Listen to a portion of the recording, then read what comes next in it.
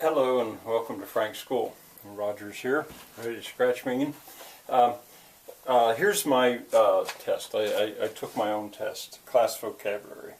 111th day, third year, and here's my result. My name, today's date, I don't know if that's the right date, but I wasn't fussy about that. As long as there was a name and a date and it was in pen. I said, okay, you're on your way to getting that point for neatness. Here are the words: chide, brooding, portal, kindled, gain, pomp, maverick, yawn.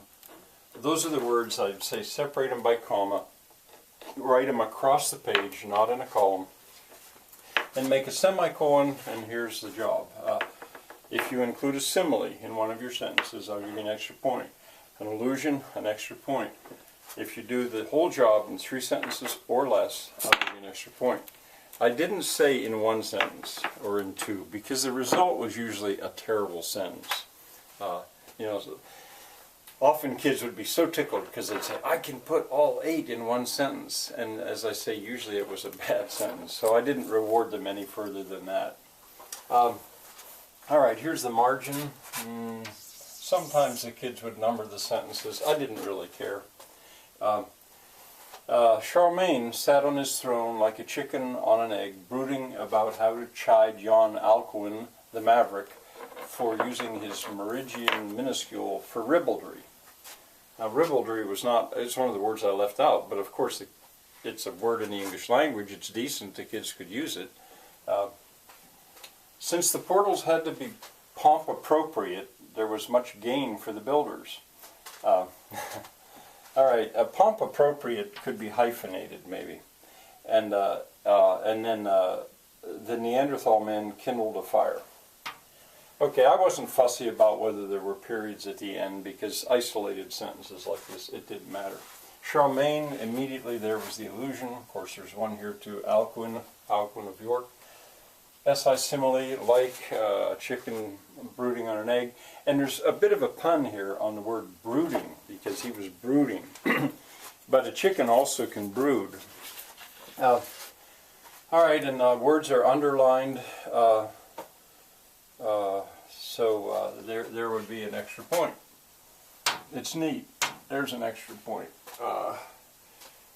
Let's see, there's an allusion.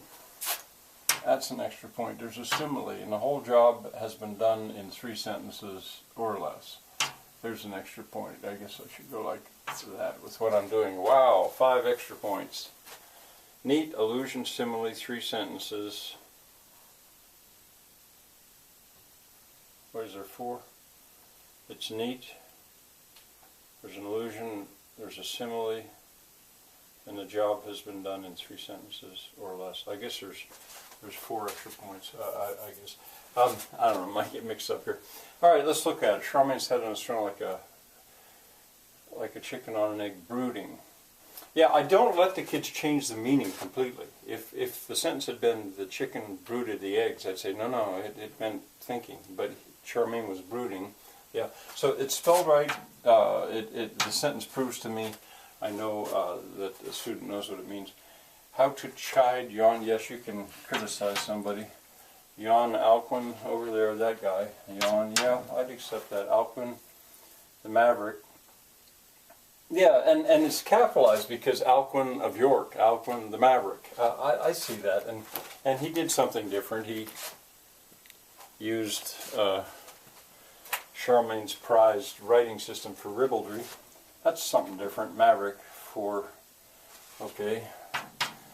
using his minuscule for ribaldry. All right, let's say this is spelled wrong. I have no idea. I thought about looking it up. But if that were spelled wrong, what I would do as I corrected these, I'd just circle it. I wouldn't give the right spelling. I'd just circle it and say, hey, you spelled that wrong.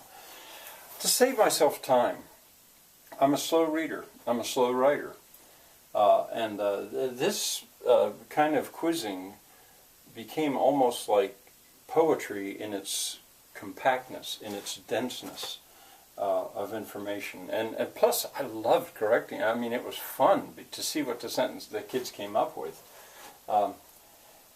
Since the portal, now here, I could have gone on with the same idea, and sometimes the students wanted to keep a kind of a story going, which was fine, but they didn't have to. shifted completely. Since the portals had to be pump appropriate. Well, once again, if I felt that that was misspelled, that hyphen needed to be there, I'd just circle it and let the kid try to figure out what's wrong. If they cared enough, they'd come and ask me.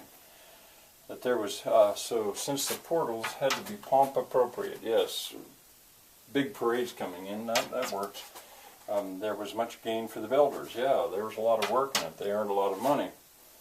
And Neanderthal man kindled a fire. Now, if this, oh, that's spelled wrong. Oh, that was by accident. But okay, in that case, I'd say spelled wrong does show me that you know what it meant. It just slipped up. I just slipped up. I didn't do that on purpose. All right, so there is one wrong here. Not perfect, Frank.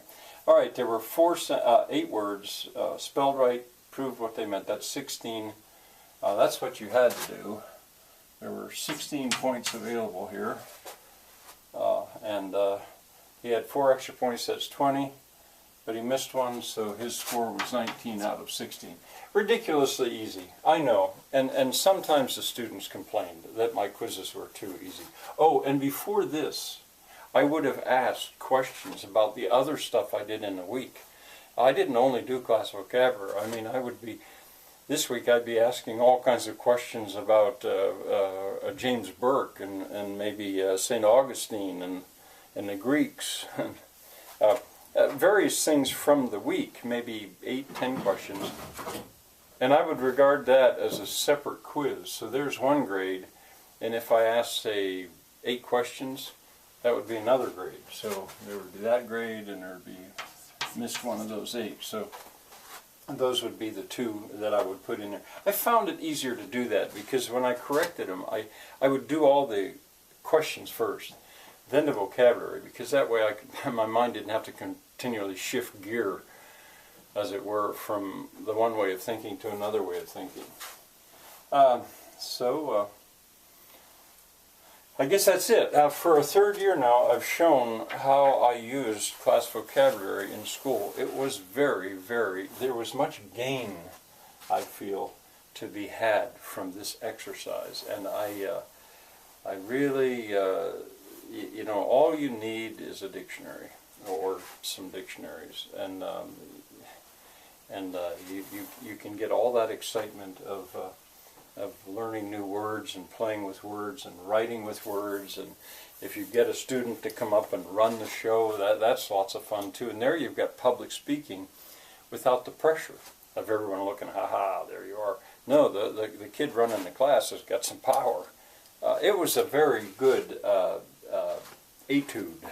There's a vocabulary word for etude, I think. And I think it could very profitably be used not only in English class, anytime that there, well, just even if that's all you did. I mean, the first year or so, as I said, I had 7th graders, and I took 4 words a day, not 3, and it was fun. All right, well, I'll see you next time, and now we're going to go back to James Burke and the Day the Universe Changed. Bye for now.